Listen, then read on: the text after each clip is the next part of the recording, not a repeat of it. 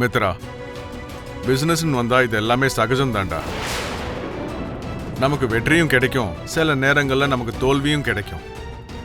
எப்பவும் ஒரே மாதிரி நடக்கும்னு நம்ம நினைக்க கூடாது.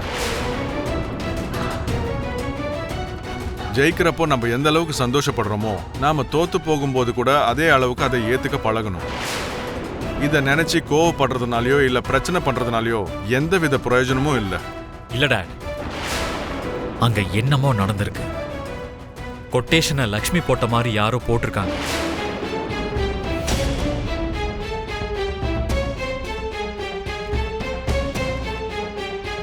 எப்படி இந்த மாதிரி கொட்டேஷனை போட்டாங்கன்னு எனக்கு ஆச்சரியமா இருக்கு. மித்ரா, ஒரே மாதிரி நிறைய பேர் யோசிக்கலாம் இல்லையா? நோ டாட், அந்த மாதிரி லக்ஷ்மி மட்டும்தான் கோட் பண்ணி நான் பார்த்திருக்கேன்.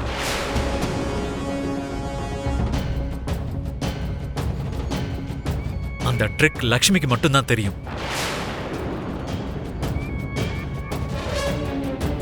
இப்ப நீ என்ன சொல்ல வர மித்ரா? இறந்து போன லக்ஷ்மியே வந்து அர்ஜுனுக்கு கொட்டேஷனை கொடுத்திருக்கான்னு சொல்ல வரியா?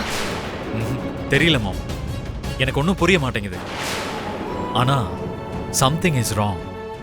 நான் தோக்கிறதுக்கும் அந்த அர்ஜுன் ஜெயிக்கிறதுக்கும் யாரோ கண்டிப்பா இதுக்கு பின்னாடி வேலை பார்த்திருக்காங்க.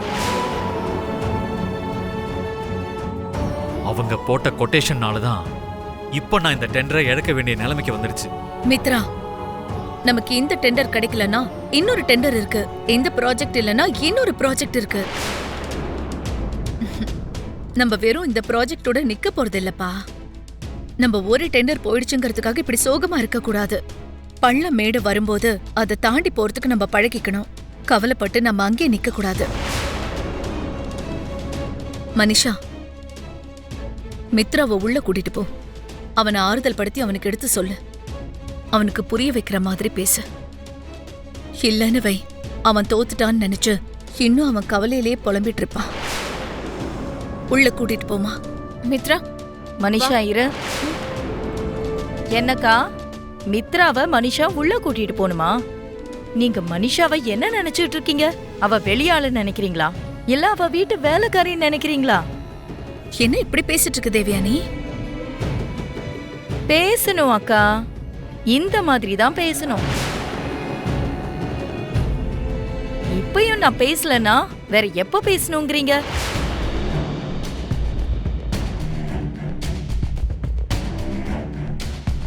மித்ராவுடைய மூடு நல்லா இல்லனா மனிஷா சமாதானப்படுத்தணும்.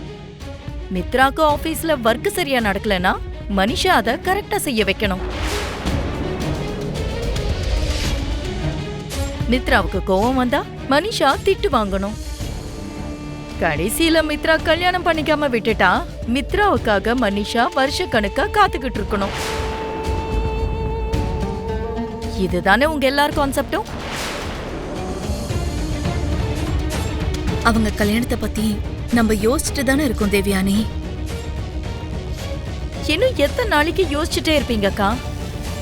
மித்ராவுக்காக காத்துக்கிட்டு இருந்து மனிஷா அவளுடைய வாழ்க்கையவே பணயமா வச்சிருக்கா.